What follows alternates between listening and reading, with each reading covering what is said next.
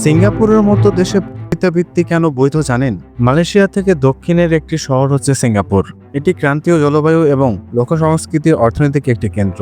তাছাড়া সিঙ্গাপুরকে এশিয়ার সবচেয়ে ধনী দেশ হিসেবে বিবেচনা করা হয়, কিন্তু সিঙ্গাপুরের এমন কিছু নিয়ম রয়েছে যা শুনলে আপনি নিজেও হতবাক হয়ে যাবেন। মালয়েশিয়ানদের সহায়তায় 1963 সালে সিঙ্গাপুর মুক্তি পায়। পরে মালয়েশিয়ানদের সাথে তারা যুক্ত হয়ে যায়। এরপর 1965 সালে মালয়েশিয়া থেকে আলাদা হয়ে তারা নতুন একটা রাষ্ট্র গঠন করে। সিঙ্গাপুরের আয়তন মাত্র 719 কিলোমিটার, যা আমাদের দেশে অনেক জেলা থেকেও ছোট। এছাড়া এতটুকু দেশেই 4টি অফিসিয়াল ভাষা রয়েছে, যেমন ইংলিশ, মালে, মান্দারিন ও তামিলি ভাষা।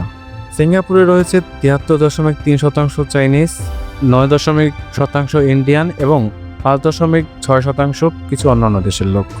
সিঙ্গাপুরের 31.2% লোক হচ্ছে বৌদ্ধ ধর্মের এবং 30.1% হচ্ছে খ্রিস্টান ধর্ম এবং বাকিগুলো হচ্ছে অন্যান্য ধর্মের। আর এই দেশে শতকরা 18% লোক কোনো ধর্মে বিশ্বাস করে না। 14% লোক ইসলাম ধর্ম পালন করে আর 5% লোক বৌদ্ধ ধর্ম পালন করে। সিঙ্গাপুরের বর্তমান লোকসংখ্যা হচ্ছে 57,36,000। তাছাড়া 80% বেশি মানুষই সরকারি বাড়িতে থাকেন।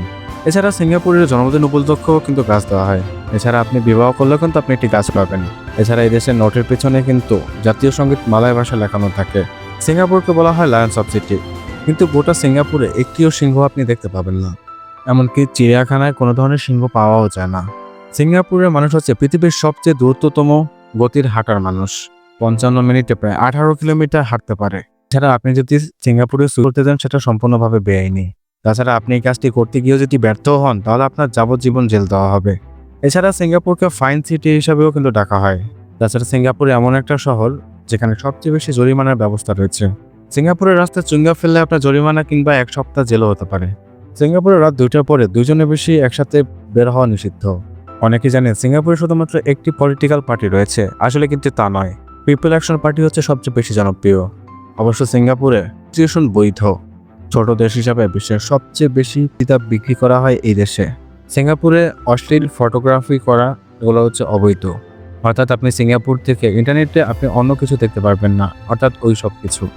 এছাড়া সিঙ্গাপুর এত অর্থনৈতিক উন্নয়ন হয় কারণ কি? এখানে সবচেয়ে বেশি জাহাজ রিপেয়ার করা হয় এবং বাংলাদেশে অনেক মানুষই কিন্তু সিঙ্গাপুরে থাকে।